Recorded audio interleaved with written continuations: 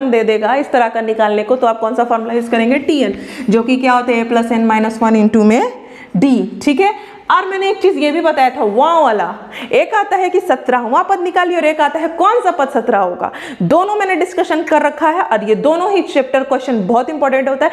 एक क्वेश्चन आपको आज हम बता दें कि अगर पूछे क्वेश्चन आपको कि अंतिम से जब भी पूछे, जैसे मान लीजिए कोई क्वेश्चन है 2 3 चलिए ऐसे लिखते हैं 1 3 5 7 ऐसे चल रहा है और यहाँ माइनस करके समथिंग 57 लिखा हुआ है और कहता है पीछे से मतलब अंतिम से 11वां पद निकालिए, अंतिम से 11वां पद निकालिए। अगर अंतिम से कोई क्वेश्चन पूछता है जो ये वाला वैल्यू होगी ना a, ये जो लास्ट वाली वैल्यू होगी उसको हम a मान लेते हैं, ठीक है। और पहले इधर से d निकालिए, d कितना होगा 3 - 1 बराबर में 2, तो d की वैल्यू अगर इधर से 2 आ रही है ना तो इधर से d की वैल्यू -2 ले लेंगे और सीधे t11 की वैल्यू लगाएंगे a + 10d और a की वैल्यू -57 लिखेंगे और 10 × d की वैल्यू -2 सॉल्व करेंगे, जो आएगा वही अंतिम से 11वां पद होगा। ये भी क्वेश्चन बहुत इंपॉर्टेंट होता है बच्चों, तो इसको भी ध्यान में रखिएगा। इस तरह के क्वेश्चन आपको मिलेंगे। और एक क्वेश्चन और मैंने आपको एपी में बताया है, एक क्या अभी बहुत सारे हैं, एक मैंने ये भी बताया कि 2n + 1 दे रखा है, तो इस सीरीज का पहले तो ये सीरीज निकालिए, इस श्रेणी कैसी होगी, और इस श्रेणी में दे देगा 57वां पद निकालिए, तो n की जगह क्या रखेंगे बच्चों 57 आंसर आ जाएगा। एक क्वेश्चन और होता है इससे, Sn = 3n² + 5n दे रखा है, तो बोलेगा AP निकालिए, और अगर AP आ जाती है तो फिर S20 या समथिंग कुछ भी निकालिए, 20वां पद 20 पदों का योग 200 पदों का योग कुछ भी पूछ ले। और एक चीज और पूछता है D बताइए, ठीक है, और बोल देगा कि T205 बताइए। तो सारी चीज कैसे निकालते हैं ये मैंने बता रखा है वीडियो में, you can watch the video, तो आपको समझ में आ जाएगा। अब ये इतना रह गया आपका। और एक और आता है AP से, मैंने बताया था कि अगर T5 की वैल्यू 10 है, T10 की वैल्यू 15 है, तो T9 या बोल देगा T29 की वैल्यू बताइए, ठीक है। तो यहाँ से एक इक्वेशन बनाएंगे, यहाँ से एक इक्वेशन बनाएंगे, दोनों को सॉल्व करके A और D निकालेंगे और यहाँ ले आके पुट कर देंगे, हमारा इक्वेशन आंसर आ जाएगा। क्लियर बच्चों, इतना क्लियर हो रहा है आपको, समझ में आ रही है बात, ठीक है। इस तरह के क्वेश्चन आपको मिलेंगे क्या AP से, ठीक है। यहाँ मोस्ट एक्सपेक्टेड चैप्टर की बात कर रहे हैं और चैप्टर 6 आपका क्या है बच्चों, सिमिलैरिटी। क्या है आपका सिमिलैरिटी। सिमिलैरिटी में आप क्या करके जाना, प्रूफ वाले क्वेश्चन अगर आ जाते हैं, अगर आपकी प्रैक्टिस बहुत अच्छी है तो आप प्रूफ कर सकते हो, लेकिन अगर आपको प्रूफ नहीं आ रहा है करने किसी भी तरीके से, तो आप थ्योरम नंबर 1, थ्योरम नंबर 2, प्रमेय 1, प्रमेय 2, उदाहरण 1, 3, 4 पढ़ लीजिए। अगर आपको सिमिलैरिटी में प्रूफ करने में प्रॉब्लम हो रही है तो प्रमेय, थ्योरम दैट इज व्हाट, प्रमेय 6.1, 6.2, ठीक है, एंड उदाहरण मतलब एग्जाम्पल 1, 2, 3, ये सारे कर लीजिएगा। आपका मतलब कि अगर आपको नहीं आ रहा प्रूफ करने तब आप इस सारी चीज़ों का यूज़ कर सकते हो। लेकिन एक क्वेश्चन आपको ज़रूर देखने को मिलेगा, इस तरह का क्वेश्चन आप याद kariye, अगर A B C D E है, ये 5 है और ये पूरा 10 है, या मान लीजिए 17 है, और ये आपका दे रखा है 9, ठीक है, ये दे रखा है आपका 3, तो पूछ लेगा कि फाइंड AE। इस तरह का क्वेश्चन आपको देखने को जरूर मिलेगा। एक आता है कि क्या 2 ट्रायंगल दे देगा, कभी इसके एंगल दे देगा, ठीक है, और कभी इसका साइड दे देगा, ठीक है, और आपसे पूछ देगा कि क्या ये सिमिलर है। तो इस तरह के क्वेश्चन आपको 1 मार्क्स में मिल सकते हैं, ठीक है। ये रहा आपके सिमिलैरिटी का क्वेश्चन। अब आपका आता है 7वां चैप्टर, कोऑर्डिनेट ज्योमेट्री। क्या आता है आपका चैप्टर नंबर 7, कोऑर्डिनेट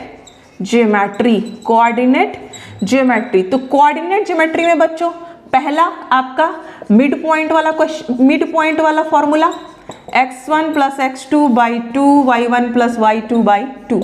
दूसरा आपका फॉर्मूला डिवीजन फॉर्मूला बच्चों, m1 x2 मैं x2 नहीं x1 बट m + n बताया था, मैं y2 नहीं y1 बट m + n, ठीक है। एक्सटर्नल होगा तो ये इंटरनल होगा, तो सॉरी ये इंटरनल होगा तो ये एक्सटर्नल होगा, तो माइनस, ठीक है। केंद्रक सेंट्रॉइड का formula, centroid x1 + x2 + x3 / 3, and y1 plus y2 plus y3/3, ये भी पूछ सकता है आपको।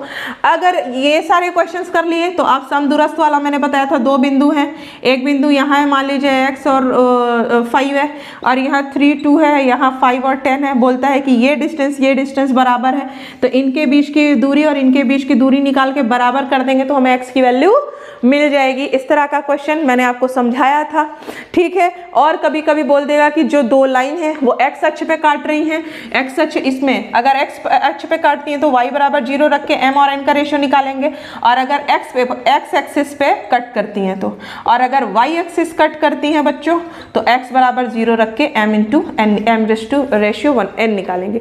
x पे कट करेंगी तो y की वैल्यू 0, y पे कट करेंगी तो x की वैल्यू 0। ये रहा आपका 7वां चैप्टर, इससे ज़्यादा नहीं पूछने वाला बच्चों।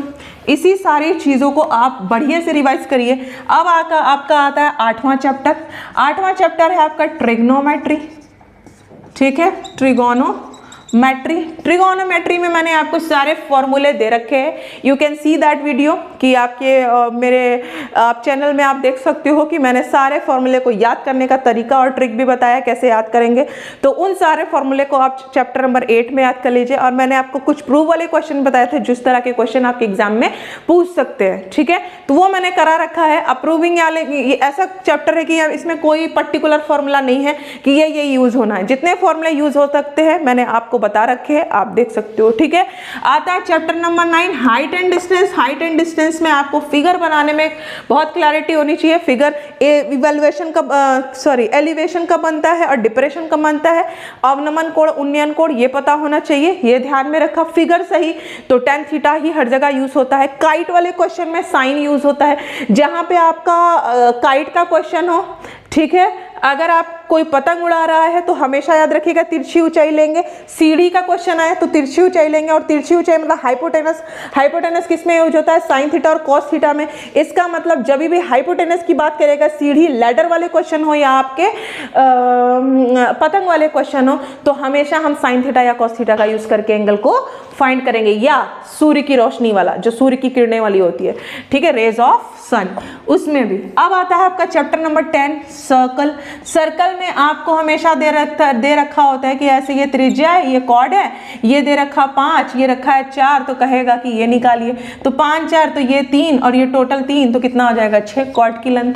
ये वाले क्वेश्चन ज्यादा पूछे जाते हैं और ऐसे ही क्वेश्चन आएंगे, ठीक है। एक होता है आपका 2 सर्कल है और दोनों ही ऐसे क्या हो रहे हैं, इंटरसेक्ट कर रहे हैं, तो कॉमन कॉर्ड की वैल्यू निकालिए। तो ये वाली, ये भी आपके बुक में है और जहां भी पढ़ा होगा। मैंने अपने बच्चों को जैसे ऑफलाइन में कराया था 30 डेज प्लान में, बच्चों हम नहीं करा पाए। जो मेरी वीडियो देख रहे हो, जो मुझसे नहीं पढ़ते ऑफलाइन या ऑनलाइन में, मतलब कभी नहीं पढ़े हैं मुझसे, तो उन बच्चों के लिए आप ये सारे क्वेश्चन बुक से कर लेना, क्योंकि मैंने 30 डेज पहले ये क्लास शुरू किया था, तो ये सारे क्वेश्चन हम डिस्कस ऑनलाइन नहीं कर पाए, बट सॉरी फॉर दैट। और फॉर जो अब नया सेशन आने वाला उनमें हम सब कराने वाले हैं इंशाल्लाह। So keep supporting and see my video and spread it and share. ये रहा चैप्टर नंबर 11 आपका कट है, कंस्ट्रक्शन है, will not be coming in your exam because construction is related topic। Chapter number 12 बच्चों सेक्टर एंड सेगमेंट बहुत ज्यादा फंसाता है बच्चों, बहुत ज्यादा फंसाएगा। माइनर सेक्टर का फॉर्मूला और मेजर सेक्टर का फॉर्मूला क्या होता है, अच्छे से पढ़ के जाइएगा। माइनर सेगमेंट का फॉर्मूला और मेजर सेगमेंट का फॉर्मूला क्या होता है, अच्छे से पढ़ के जाइएगा, अदरवाइज हो जाएगी प्रॉब्लम, ठीक है। तो minor sector, major sector, minor segment, major segment, यही आंसर क्वेश्चन आएगा और कुछ नहीं आने वाला, ठीक है। और लेंथ, एरिया और लेंथ दोनों, एरिया लेंथ, इसमें भी एरिया और लेंथ, ठीक है। तो अब आता है आपका चैप्टर नंबर 12 हो गया। अब चैप्टर नंबर 13। चैप्टर नंबर 13 में बच्चों आपको सबसे पहले कौन कौन सा फिगर है, गोला है, अर्धगोला है, सिलेंडर है, कोन है, ठीक है। इन सारे का फॉर्मूला टीएस से सीएस से क्या क्या याद करना है आपको, टीएस से सीएस से वॉल्यूम, ये तीनों चीज जुबान पे रटी होनी चाहिए। अगर इसमें कंफ्यूजन हुआ then you will not be going to, या कह सकते हो you will be getting a lots of confusion कि पाई आर स्क्वायर एस था या 1/3 पाई आर स्क्वायर था। और एग्जाम में अगर कंफ्यूजन हुई तो आप श्योरली गलत करके आओगे, क्योंकि आपके प्रेशर होता है, आपके माइंड पे बहुत जबरदस्त प्रेशर होता है, ठीक है। तो ऐसा हम करेंगे, ठीक है ना बच्चों। और लेट मी चेक कि इज गोइंग और not, yes, okay fine. Actually video is too long, so I have to cut and I have to divide this video into 2 parts because 15 minutes is abundance now, that's why. So ये हो गया 13 chapter में आपको, और अगर 13 chapter आपके solution आपको आ रहे हैं तो it's very very nice, but if you are getting a problem to solve this question and formulate this question, so you should use and you should use your tricky mind. कम से कम at least you just have to write the formula related that question. अगर question में suppose that ऐसे दे दिया कि एक बच्चा है जिसका बर्थडे है और उसने बर्थडे में अपनी कौन सी कोन लगाते हैं, कौन सी वाली टोपी लगाते हैं, कॉनिक शेप की, वो कॉनिक शेप के जो है ना बच्चा अपना वो टोपी उठा के किसी कंटेनर में रखता है, और वो जो कंटेनर है ना क्यूबाइड शेप का है, तो वो जो कंटेनर में उसने रखा है जो बची हुई जगह है वो निकालिए। अब आपको ये नहीं समझ में आ रहा है कि क्वेश्चन करना कैसे है, लेकिन आपको ये दिमाग में आ गया बच्चे के पास टोपी कौन थी, कोन वाली, तो कोन का फॉर्मूला लिखिए, कोन का वॉल्यूम लिखिए टीएस से सीएस से, और आपको पता है कि जो जिसमें रखा वो क्यूबाइड शेप का था, तो क्यूबाइड शेप के लिए क्या करना है, उसका टीएस से सीएस से, और जो सीएस से तो होता है टीएस से होता है, और एरिया होती है वो लिखिए। कम से कम एग्जामिनर आप क्वेश्चन छोड़िए नहीं, you just have to touch the question, ठीक है, don't leave the question as it is, ठीक है, don't forgive any question। आपको क्या करना है, गिव अप नहीं करना, आपको हर क्वेश्चन को लगाने की कोशिश करना है, बट ज़्यादा टाइम वेस्ट भी नहीं करना। अगर आपको लगता है कि ये टाइम टेकिंग हो रहा है, ये मुझे नहीं आ रहा है, तो एटलीस्ट उसके फॉर्मूले और उससे रिलेटेड चीज़ें आप लिखकर छोड़ दीजिए, और अगर आपको बाद में लगता है कि दिमाग काम करता है तो उसको सॉल्व करिएगा। चैप्टर नंबर 13 हो गया बच्चों। चैप्टर नंबर 14 आपका क्या है, प्रोबेबिलिटी, जो कि अभी तक हम लोग कर ही रहे थे और अच्छे से कर लिया। चैप्टर नंबर 14 आपका क्या है, प्रोबेबिलिटी। प्रोबेबिलिटी में मैंने आपको बताया था बैग में रखे बॉल वाला क्वेश्चन, कॉइन वाला क्वेश्चन, टॉसिंग में डबल कॉइन भी हो सकता है और सिंगल कॉइन भी हो सकता है, ठीक है। कॉइन टॉसिंग के बाद आपका आता है गैम्बलिंग वाला क्वेश्चन, जो कि मैंने बहुत अच्छे से करा दिया है आई थिंक आपको। ये गैम्बलिंग में आपको पत्तों का संख्या 52 कहाँ पे है, 26 कहाँ है, रेड कौन है, ब्लैक कौन है, ये बड़े अच्छे से पता होना चाहिए, ठीक है। अगर इसमें प्रॉब्लम होगी तो आप गैम्बलिंग के क्वेश्चन को हिला भी नहीं सकते। अब रह गया कौन सा, चैप्टर नंबर 15 स्टैटिस्टिक्स। देखिए यार नंबरिंग का कुछ इश्यू हो सकता है, ठीक है, नंबरिंग पे ज़्यादा मत जाइएगा, कोई प्रॉब्लम हो सकती है तो ये मत सोचिएगा। अब इतना ज़्यादा मैंने चैप्टर नंबर 1 से शुरू किया बोलना, हो सकता है कोई चैप्टर आगे पीछे हो जाए, तो नंबरिंग से मतलब नहीं, चैप्टर आपके सिलेबस में है, ये मेरी गारंटी है। आपका स्टैटिस्टिक्स में बच्चों mean, simple method, assume method दोनों पढ़ के जाइएगा। मीडियन में less than, more than, simple median भी आ सकता है, less than more than definitely आपको आ सकता है केस स्टडी में। और मोड का फॉर्मूला कैसे याद करते हो, L प्लस L प्लस कैसे लिखा करिए, मोड का फॉर्मूला 10/201, ठीक है। यहाँ F, यहाँ F, यहाँ F, यहाँ F, यहाँ F, सब जगह minus into match, F1 minus F0 sorry यहाँ 2 भी लिखेंगे, 2F2 माइनस 102 होता है ना I think, 102, 2F1 minus F0 minus F2, ठीक है। याद कर लीजिएगा 10/102, 10/102। यहाँ पे थोड़ा सा देख लीजिएगा, ठीक है, मोड का फॉर्मूला हम भी थोड़ा सा कंफ्यूज हो गए हैं एक्चुअली, ठीक है, क्योंकि बहुत ज़्यादा ही देर तक बोल दिया है, देर तक बोर्ड पर देख लिया है, तो आप यू कैन वॉच दिस। अच्छा, अब आपका क्या है, मीन मीडियन मोड आपका कंप्लीट हो गया, स्टैटिक्स में ये सारी चीज़ें हो गई, अब आपका कंप्लीट हो गया आई थिंक सो।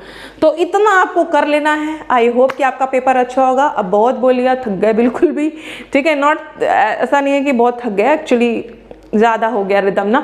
तो if you like this video and if you like my video, my teaching style, so you can share my video and subscribe, like, और शेयर करना बिल्कुल ना भूलें, दूसरों को भी पहुंचाएं, क्योंकि अब मेरा आज से 30 डेज प्लान तो ख़त्म होता है। अब कल से हो सकता है एकेडमिक मेरी 9th 10th 11th 12th की क्लास शुरू हो, इंशाल्लाह ताला आई विल बी ट्राइंग कि मैं स्टार्ट कर दूं कल से। और देखते हैं, कुछ कॉम्पिटिटिव एग्जाम के लिए भी सोच रहे हैं बनाने के लिए, देखते हैं क्या करना है। और अगर कोई प्रॉब्लम रही हो और आपको वीडियो अच्छी लगी हो तो कमेंट करना बिल्कुल ना भूलें, शेयर करना बिल्कुल ना भूलें। तब तक के लिए and best of luck for your exam. I hope आपका एग्जाम बेस्ट होगा, इंशाल्लाह बेस्ट ही होगा। टेक योर पॉजिटिव वाइब्स, आप पॉजिटिव वाइब्स के साथ एग्जाम में जाइएगा, बेस्ट होगा बिल्कुल भी। मेरी ब्लेसिंग्स आपके साथ है। ओके, और जितना पढ़ लिया उसको रिवीजन करना शुरू कीजिए। कोई नया टॉपिक को लेके हेडेक मत लीजिए, जो नहीं आ रहा उसको गिव अप कीजिए। जितना मैंने यहाँ करा उतना टॉपिक ज़रूर करके जाइएगा। और तब तक के लिए पढ़ते रहिए, हंसते रहिए, खुश रहिए। Keep learning. Bye bye everyone.